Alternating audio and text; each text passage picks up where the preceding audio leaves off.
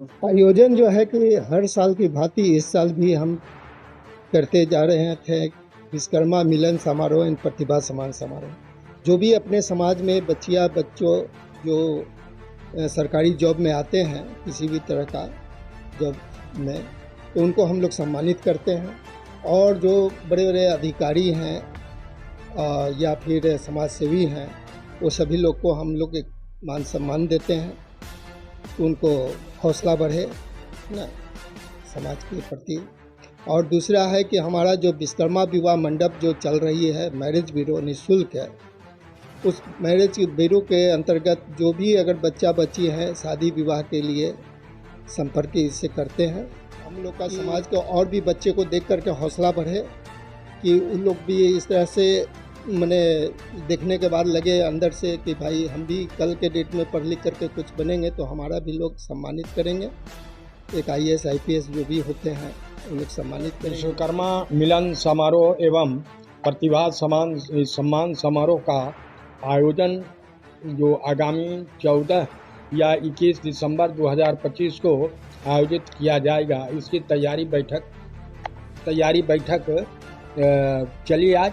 और आगंतुक लोग जो भी आए अपने अपने विचार विमर्श रखे और उन सबों ने जो भी विचार विमर्श दिए उसका सार संक्षेप ये है कि समारोह के कार्यक्रम के दौरान विश्वकर्मा जन कल्याण समिति विवाह मंडप अभियान से जुड़ा प्रसंग, चर्चा, विचार विमर्श, दहेज रहित विवाह में हमारा योगदान और आप सब अपने अपने विचार इस पर रखेंगे। इसी प्रसंग के अलावा इसके अलावा राजनीतिक चर्चा, राजनीतिक परिचय, राजनीतिक दलीय समाचार, आलोचना, चुनाव चर्चा, एक दूसरे पर किसी भी तरह से टीका टिप्पणी नहीं करेंगे ताकि इससे समारोह में किसी प्रकार का व्यवधान न हो।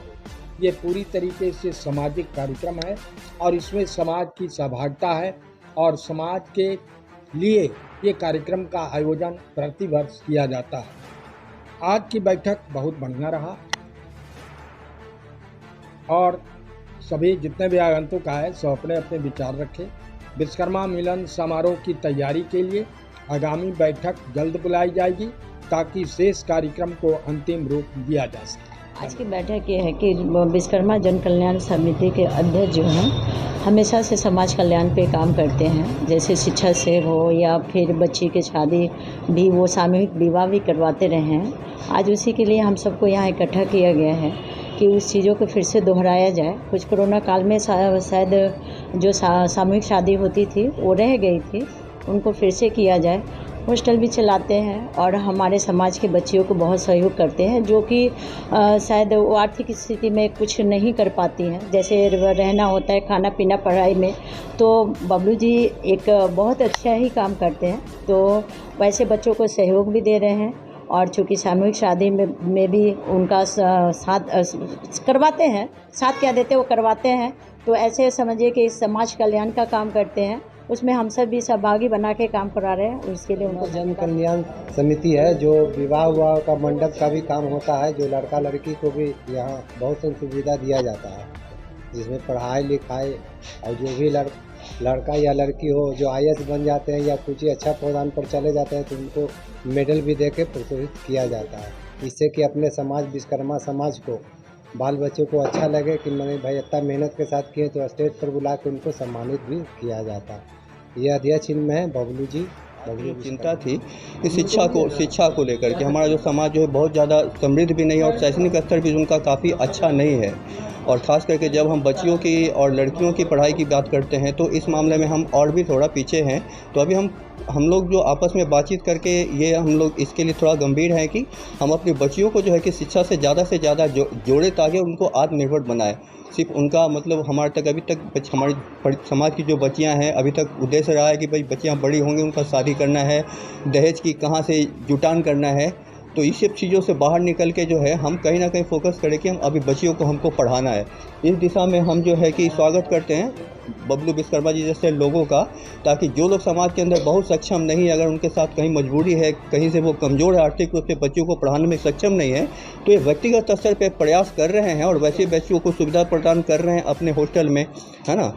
तो ये काफ़ी सराहनीय है और इस तरह का प्रयास जो है कि हम समाज के सभी लोगों को करना होगा, तभी हमारा समाज जो है ना ऊपर आ सकता है। धन्यवाद। मेरा नाम सत्येंद्र विश्वकर्मा है, मैं पटना से हूँ। जिनके माता पिता मतलब कि जो किसी भी कारण आर्थिक रूप से किसी भी कारण से सक्षम नहीं है, ये उनके बच्चों को पढ़ाते हैं।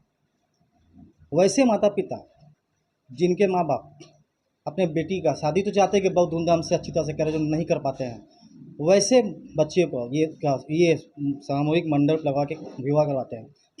तो ये शुरू से चले थे, तो ये अकेले चले थे, कारवां इनका धीरे धीरे बढ़ता रहा। हम लोगों को सौभाग्य मिला कि इनसे साथ जोड़ने का।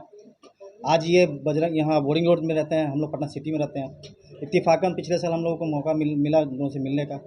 तो हम लोग चाहते हैं कि अब इनका जो सोच है, इनके कंधे से कंधे हम लोग मिला के चलें और पटना सिटी, बोरिंग रोड और ये सब अब अलग नहीं रहेगा। इनकी एक आवाज़ पे हम लोग आएंगे।